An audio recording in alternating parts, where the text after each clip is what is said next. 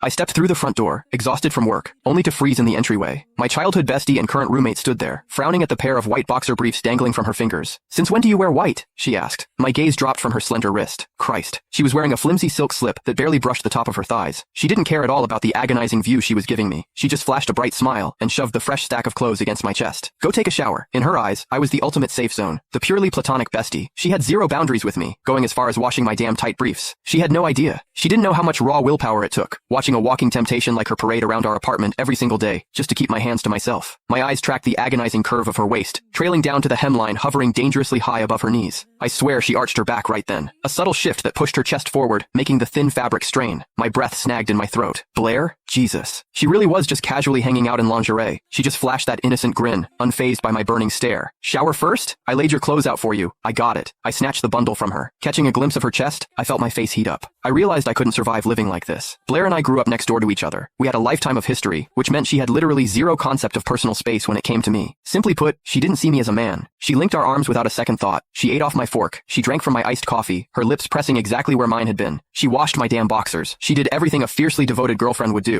But to her, I was just a friend. And sure, Blair was a catch. Stunning, empathetic, built like a sin. Any guy with a pulse would kill to be with her. Proximity usually wins in these situations. I should have made my move years ago. But every perfect thing has a fatal flaw. Blair had a hard limit. A massive red flag planted firmly in her past. When we were kids, she walked in on her dad hooking up with another woman. The betrayal broke something in her. Now, she was deeply repulsed by any guy who crossed the line from platonic to romantic. Show interest? Pushed away. Confess your feelings? Blocked. Deleted. Erased from her life forever. I was the only guy left standing. The lone survivor. And it was solely because I played the role of the harmless, loyal friend to flawless perfection. But standing here, breathing in her vanilla perfume, the regret was a physical weight in my gut. Moving in together was a mistake. The closer we got, the harder it was to bury the obsession. If I slipped up, if she saw the way I actually looked at her, I'd lose her completely. Because I didn't just want to be her friend. I wanted all of her. The hot water washed away the exhaustion of the day. I dragged a heavy breath into my lungs, memories bleeding into my mind. Freshman year of college. Blair was terrified people would take advantage of my laid-back nature. She shadowed me between classes. I walked her back to her dorm every single night. Naturally, the rumors started. We were grabbing lunch in the dining hall when her roommate Riley slammed her tray down next to us. "So, are you two finally official?" Riley asked, eyes darting between us. "How long have you been hooking up?" I froze, a bite of food halfway to my mouth. Before I could form a single word, Blair's face dropped, her expression twisting into raw disgust. "Don't project that disgusting shit onto us," Blair snapped, her voice razor sharp. "Ezra and I are best friends." The entire table went dead silent. Eyes burned into the side of my head. Pity. Shock. I just calmly took a bite of my sandwich. "What?" I thought, chewing slowly. "Never seen a purely platonic friendship before?" Yeah, neither had I. She reached for my hand again. Her fingers brushed mine, and I finally hit my breaking point. "Don't you think this is crossing a line?" I asked, keeping my voice deadpan. "Holding hands in the middle of the mall?" Blair blinked, completely innocent. We were wearing color-coordinated streetwear. Her idea, obviously. "What's the big deal?" she asked. "It's packed in here. Do you want to lose me in the crowd?"